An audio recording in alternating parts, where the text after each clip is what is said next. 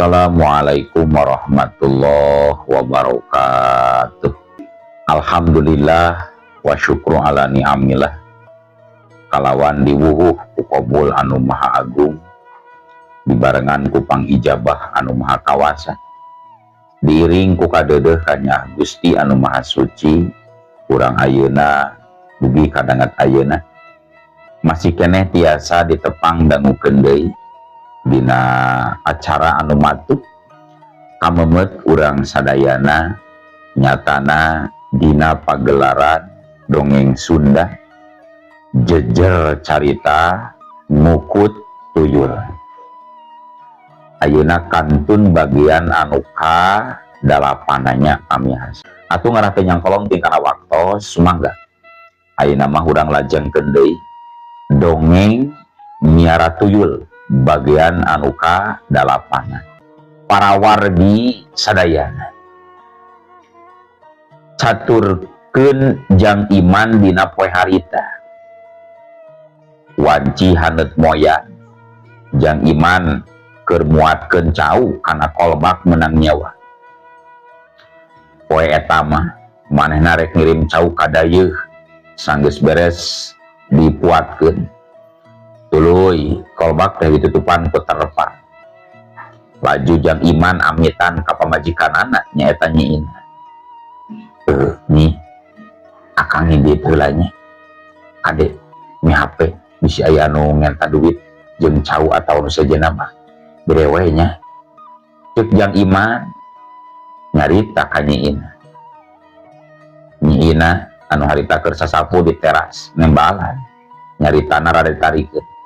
Nya Kang, parantos aya catetanana perkawis eta mah di abdi oge Kang. Mobil harita ngagalesar majuna launan. Kawan tuh harita mah jalan teh ukur batu beulah anu dienteng. Atuh pugoe mobil anu muatanana rada berat teh. Nepi ka dengbek ka kenca, tuluy dengbek ka katuhu matak paur pikeun anu ningalikeunana. Si Olil anu harita ngawaskeun dina lawang panto jiga anu sedih nalangsa ditinggalkeun ku jang iman. Katambah peuting tadi teu bisa kaluar lantaran menang beja ti Ki Asep. Sawatara eta di imah Pak RT Ki Mul geus tatan-tatan rek balik. Manehna dijarajabkeun ku baturna Jang Komar, luyu jeung anu diamanatkeun ku Komar. Atuh cenah Komar jeung tilu urang baturna teh keur ngikreuh lumampah sajarek ngajugjug ka gunung anu maksudna marek neang aki waria teh. Kawan tu indit ti imah sarengsena salat subuh. Komar jeung baturna geus mimiti nanjak. Anu maturan dua urang mah awakna bayuh lalintu. Atuh pugoe nanjak karek sakedeung oge geus haheho keng hapranjing. Kang, luluh heula atuh Kang. Geus teu kuat kuring mah yeuh. Ngap euy capek. Cek nu saurang ngarandeg bari nyekel tuh. Tuh, geus katingali saurang ge jum tuh, geus deukeut. Cek Komar bari nuduhkeun ka hiji saung anu aya di luhur gunung. Nu mana Kang euy? Itu lain Kang. Cek Ajum malik nanya bari nunjuk ka saung. Tuh, geus deukeut. Tah, tuluykeun we, engke ditudureuna. Cek Komar maena ngabalieur tuluy seuri lantaran sabenerna saung Ki Waria mah aya dipentaseun pucuk gunung anu sejen deui. 2 jam ti harita Komar ngarandeg palebah saung anu tali dituduhkeun. Pok Ajum nyarita, "Kamana Ki Wariana Kang? Geuning subung saung teh Kang, ku sasaha?" Cek Ajum jiga nu hemang. Komar nembalan bari nyereng, "Duh, kawas nama hayu saung hiji deui Jum. Hayu urang ka ditu ah, mun beuncan panasawan hayu." Cek Komar neruskeun lengkahna. Anu duaan balana Komar maranehna mah ting cakaka lantaran geus apal kana kalakuan Komar anu rasa pisan ngaheurikeun ka Ajum. Tobat, lamun we lain jeung kepentingan balarea sangat ngadua kalian kudu ngilu ka luhur gunung jika kieu mah berat cek Ajum setengah ngalengis. Kekungsi lila saung kiwaria geus katingali, malah nu bogana keur ngarit pare huma anu sakitu jarangkung. Aki cek Komar ngagarwan kiwaria anu anteng keur barang gaul. Kiwaria ngalieur nyureng negas-negas ka jaleman udarata. Ai Komar, ilaing eta teh lain Komar. Cek Kiwaria bari muka cetokna. Sumuhun di, ya abi Komar incu aki. Cek Komar tuluy nyampeurkeun ka Kiwaria. Komar sapara kanca tuluy nyolongkorong aja sesalaman ka Kiwaria. Geus kitu mah Kiwaria dituturkeun ku Komar jeung baladna kaleumpang ngajugjug ka saung. Sok dari ugeula caida bijianang. Cek Kiwaria nyodorkeun teko. Nyaki sakedap teu kiat abdi mah ungap keneh ki. Malah Ajum anu keur ngalungsar dina paluku. Sanggeus leungit kacapena, harita Komar mimiti muka carita. Kieu ki sabenerna mah pangna abdi mapai-mapai sampalan, mipir-mipir pasir, jauh belaan dijugjug anggang teu boleh disorang teh. Ieu teh anu rek dicaritakeun ngeunaan. Can ge kebat Komar nyaritana, Kiwaria geus miheulaan motong kana caritaan Komar. Menggeus nyao agi oge. Teu kudu dicaritakeun deui. Bisi aya nu nuturkeun maneh teh lembur, geus repe. Kiwaria nempas. Ngasukur we atuh aki geus apal mah. Nyalamun kitu mah, ieu pisan aki kudu kabawa balik ka lembur ki. Cek Komar meredih ka Kiwaria. Sok deunana ngan itu hancapanen rumah rek sanggus geunana deuleu incu.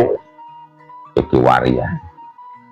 Tah barudak ki matak dibawa ka dieu teh pikeun nyuluran aki ngalan pare ki.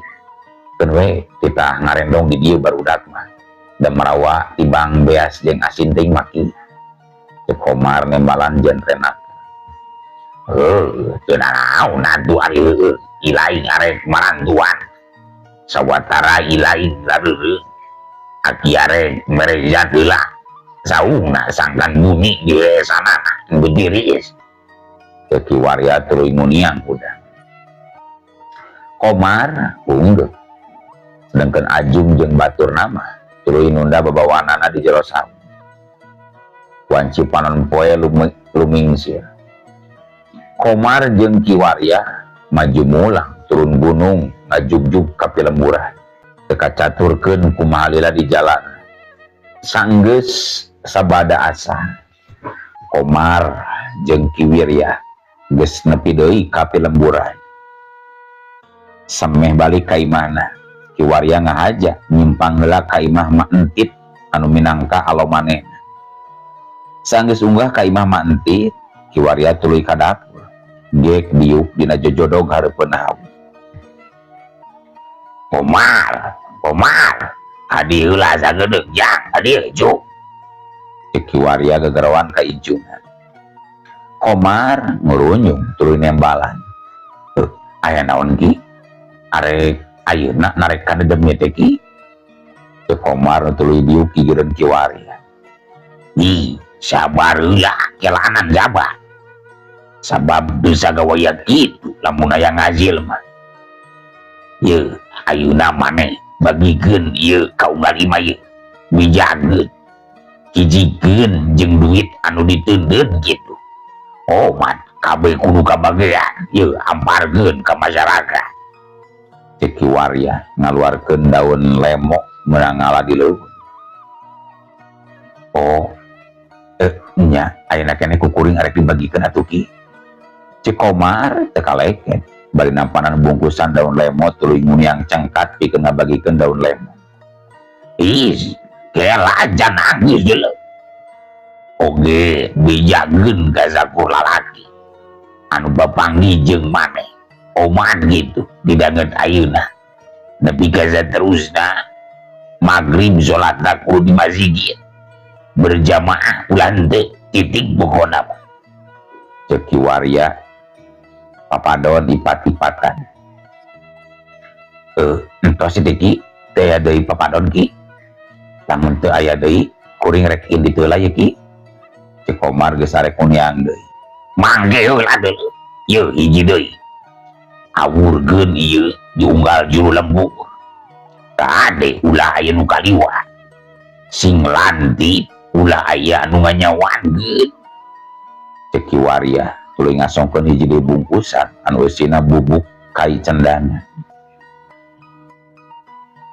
geus kitu mah Komar indit ngabejaan urang lembur sangkan daek salat berjamaah bari ngabagikeun daun lemo tur mere nyaho kumaha lampah anu kudu dipigawe sakur anu dibagi daun lemo tumut kana panitah Komar anu sasatna dititah ku kiwaria teu poho Komar ngawurkeun bubuk kai cendana ka unggal juru lembur dina wanci geus sareupna gancangna carita kocapkeun waktu geus manjing magrib masjid jadi pinuh kudu berjamaah malah saking pinuhna sawareh mah salatna aya nu di luar Komar somad jeung baturna teu tinggaleun milu berjamaah sok sanajan dina sapopoena jarang pisan salat ka masjid teh gancangna carita nu sarolat geus baralik ka imana sewang-sewangan itu deui Komar katut somad marehna balik patutur-tutur sawataran nunggu dawuh ti kiwaria Komar gogolehean heula di imahna bari ngawangkong ngaler ngidul jeung idung sedengkeun iman jang iman anu harita aya keneh di dayu lantaran bos anu biasa sok meuli caut ti manehna teh subung keur taya di imah cenah cek pamajikanna mah keur aya urusan heula kaluar kota isuk karek mulang antuk nama jang iman mutuskeun pikeun ngendong sapeuting di bos anu sok nadah cauna jabat teu bebeja heula rek ngendong ka si nyai kumaha wae atuh ieu teh rek balik kagok ingkik isuk ge pasti bakal geus balik si bos teh aduh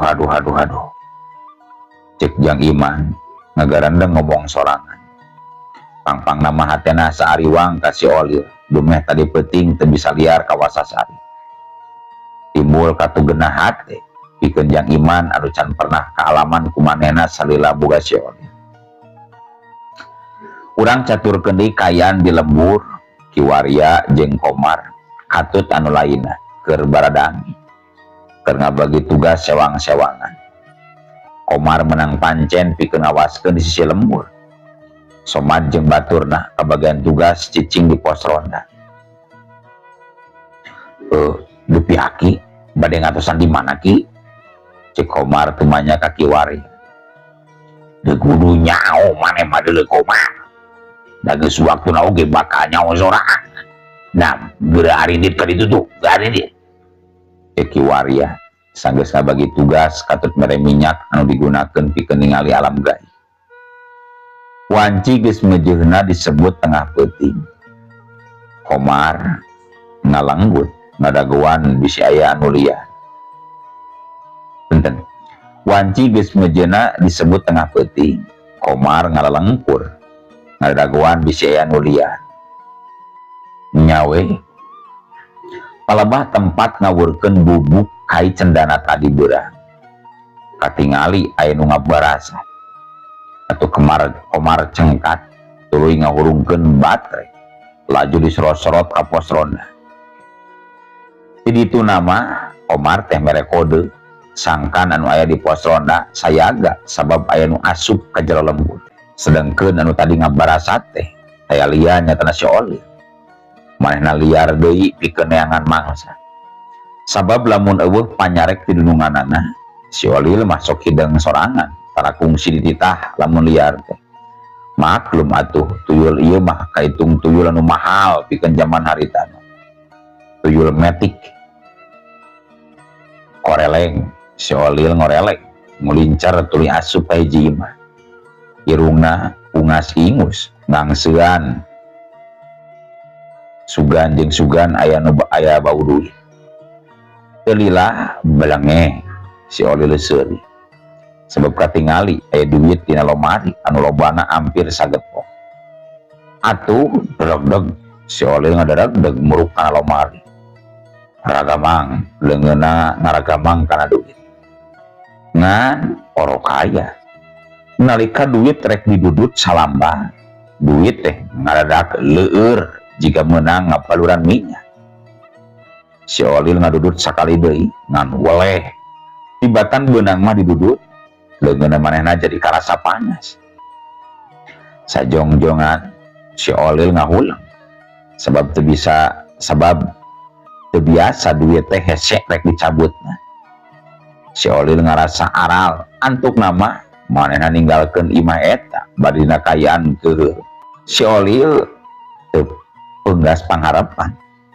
Manehna ngagajlang deui ka imah nu sejena ngan hanjakal. Kajadian sarupa tadi teh ninggang deui ka dirina. Kitu jeung kitu we tumiba ka si Oli.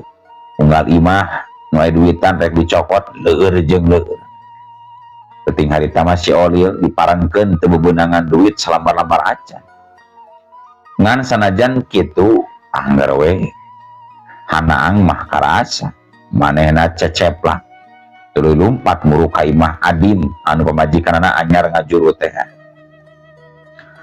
Si Oli ngawaskeun ti kajauhan. Sanggeus ngarasa aman tina bahaya nu sawaktu-waktu ngadodoho dirina. Si Oli leumpang ngatayep asup ka jero imah. Liwatna kana jandela anu pernahna teu jauh ti nu keur nyanda. Jeleng. Si Oli luncat nembus kana jandela. Ngan nalika manehna rek ngalancat kana beuteung indung oro. Teu kanyahoan leungeun si Oli anu newak pageunakeun. Karawak. Si Oli ngakilak. Ana beh teh tetela geuning. Anu newak teh kiwaria anu kita tadi nungguan si Oli unggah ka eta imah. Si Oli tipe perekat hayang ngalesotkeun maneh ngan hanjakan. Leungeun kiwaria nyekelna menit ageuh kawas anu ngonci. Si Oli gegedebegan tuluy ojah ajol-ajolan. Man oro kaya kiwaria nyekelna pageuh pisan. Hehehe. Rek naon sia ilai rek nyuzunya tadi itu deuleu aya nyuzu makadungan ilai montong di batur deuleu sia cek kiwaria. Si Oli molotot neutup ka kiwaria sorot matana katingali kawas neundeun ka cucup. Manehna nyang ngereng tuluy tatantatan rek ngegel leungeun kiwaria. Ngan kiwaria rikat dengan kencana gancang lewat kuncir si Oli. Tuluy dikenyang didangeuakeun. Karawak. Arek naon? Rek ngegel.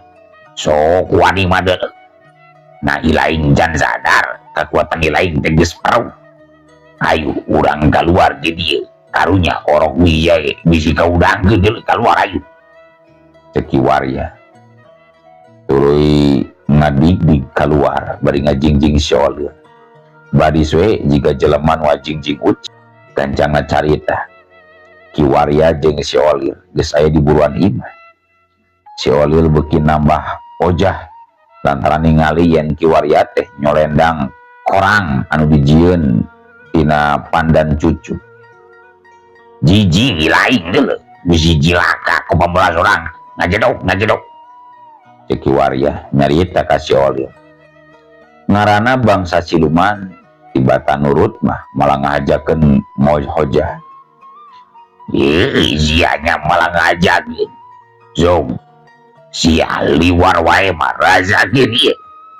Cek kiwaria ngabedol si Oli tuluy diongpokeun kana bujurna. Prot. Si Oli dibekok meuni santer ku kiwaria. Atuh bugoe si Oli kecelawakan tuluy ngelel terus cicit. nah gunaon nilai geuleuh peurnya mata koge jijing gerah. Ceki waria seringah kai ningali pamola si Olil leungeun anu dipake nyekal kuncir leungeun anu dipake nyekal kuncir si Olil dilesotkeun tuluy muka tutup orang anu naplek dina cangkeng berang dibuka tutup orang si Olil juga nu kesenowat parigna tuluy asup ka jero korang geus kitu mah korang dicocokan deui liang hehe menang lele boda sih lumayan orang baik ceki waria tuluy ngagedig indit bari hatena sugem harita ki waria indit teh ngajugjug ka pos ronda muru nyamperkeun Somad jeung baturna sanggeus nepi ka pos ronda ki waria gagarowan Sarman jika surah ki waria euy nyawe geuning euy yaki temal Somad tuluy cengkat tina diukna ari jikorma si korma deui jikoma hiji lembur kene can balik cek ki waria teu manya sumuhun ki bade disusulan heula atawa kumaha ki temal Somad tuluy malik nanya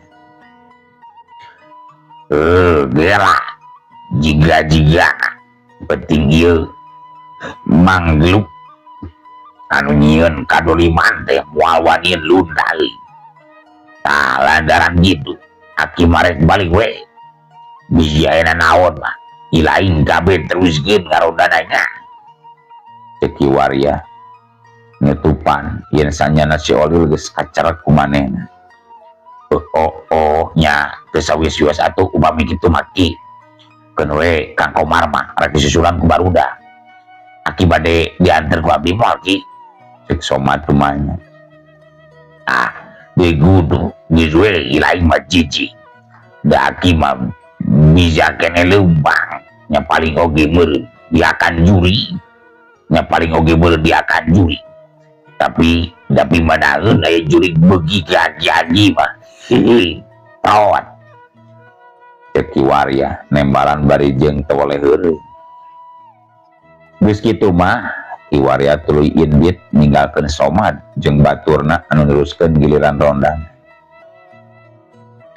sanggeus ditinggalkeun ku ki waria salah saurang batur Somad nyarita Kang nyaan gitu moal aya kalengitan deui duit teh cek nu saurang bari nyarande kana balik pos ronda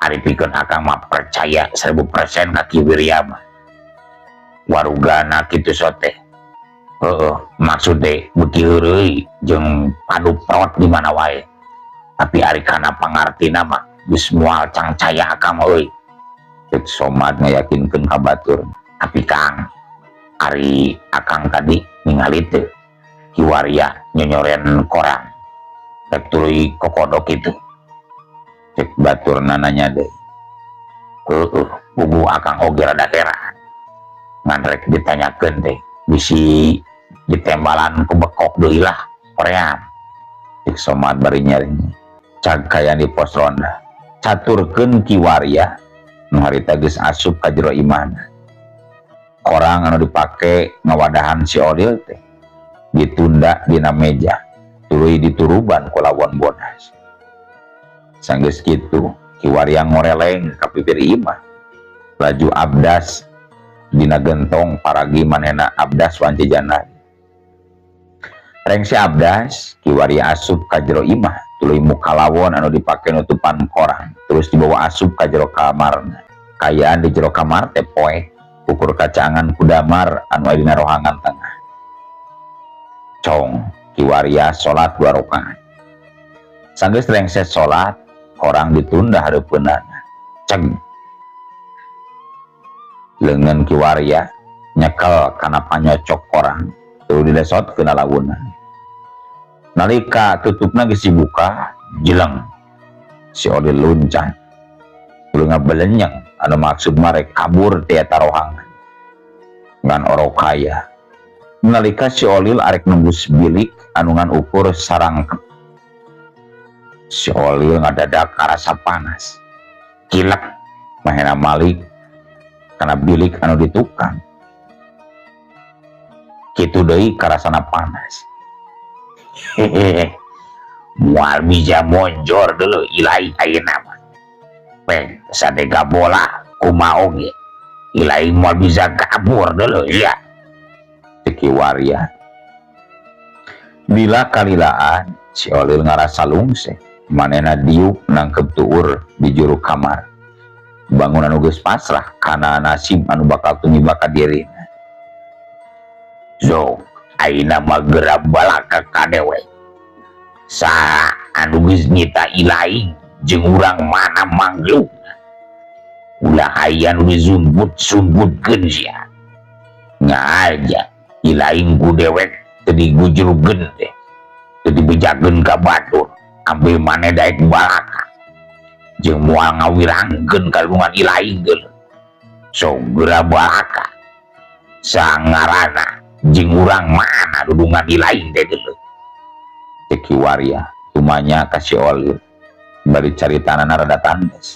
Tapi nalika si Olil keur cinukul kitu, nah atuh ari ujug-ujug euleuh waktosna kabujeng see